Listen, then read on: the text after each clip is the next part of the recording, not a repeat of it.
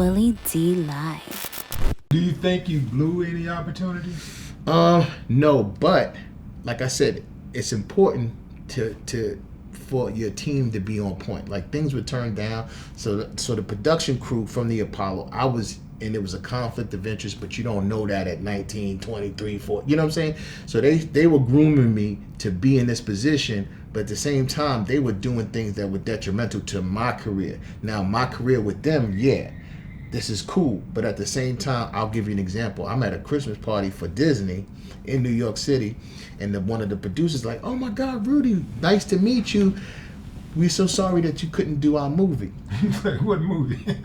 What movie? You know what I mean? And it's one movie that I auditioned for back then that I felt that I got, and I was wondering why they didn't pick me. But I was just like, I'm doing good. I don't remember the Titans was the movie, and they told them because they contacted my management. They was like, he can't do it because you had to live in Atlanta for a certain amount of time, and for a role like that on a movie with Denzel, you find a residence, you get a hotel, or you know what I'm saying. But they said I couldn't do it because I was on tour with McDonald's, and McDonald's tour was doing so much money for making them. so much money for them. And that's another thing I found. They were paying me, Yeah. Willie. They was paying me. I'll give you an example. I was getting paid for 4 years. I did it for 5 years until somebody from McDonald's pulled me to the side. And they was like, "How much you getting for this?" And I'm a kid.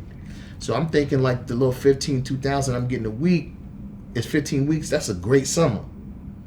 I went from making $1,500 a week to making $15,000 a week because they gave me some information that allowed me to go back and ask for that much more money. But this is coming from my management. So, you look at different things, and I look at my life. Did you fire your management at that point? Well, we severed ties at certain points. You know what I'm saying? At a certain point, like once I stopped hosting the Apollo, that was basically it. You know what I mean?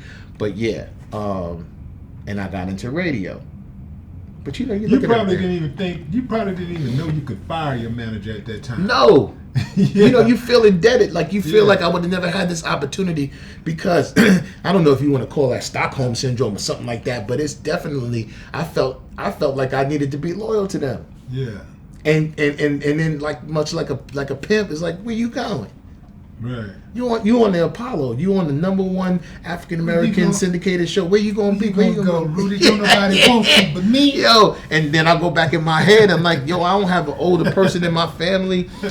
Some grown person to be like, nah, we gonna do this differently, and we gonna run this way. And then the older guys that I was running with, they didn't galvanize and say, nah, let's do this and let's do that. So I felt like I was on an island by myself, and sometimes that can be all up in your head, but that's how I felt. Yeah. Yeah. Let's talk about the Doug Banks Morning Show. Oh, man. You was the humor behind that show. Yeah. When Doug Banks died, was it sudden death? So yeah, it wasn't. Yeah, it wasn't. His health was failing. He had some things going on, but even though when he passed, it was all of a sudden. It wasn't like I got a call months before, like, hey, he's on his last, he's in the hospital. It was just like overnight, like, hey, Doug is gone. So it was for me, because I had got let go of the show. I had gotten let go. That's when you saw me, and I got the Doc Winter and called me with iHeart, and I came to work. Just like months later, like the very next year, I left Doug in 2013, 2014, I popped up in H-Town. And so the crazy thing is when he fired me, I was upset because no one really knows the circumstances as to why, but it was because Michael Baisden, if you remember him, he had gone. Yeah. What happened to him? So he self-destructed, and sometimes you could be too big for your britches. Just think Deion Sanders, who I love, but I won't compare them to, but he's a brash personality Deion's not mean to people. Deion just tell you he got boundaries.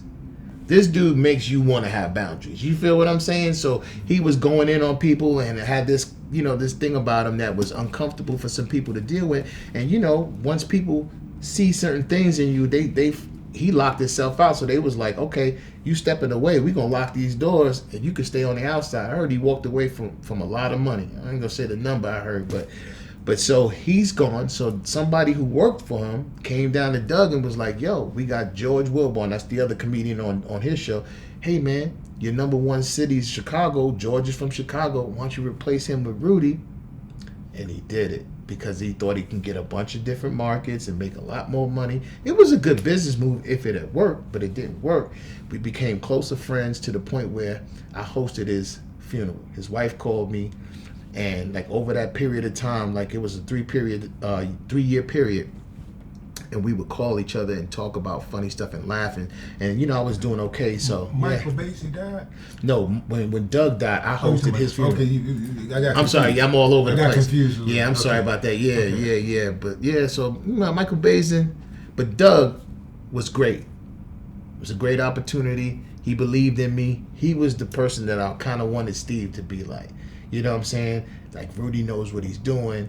He makes the show better.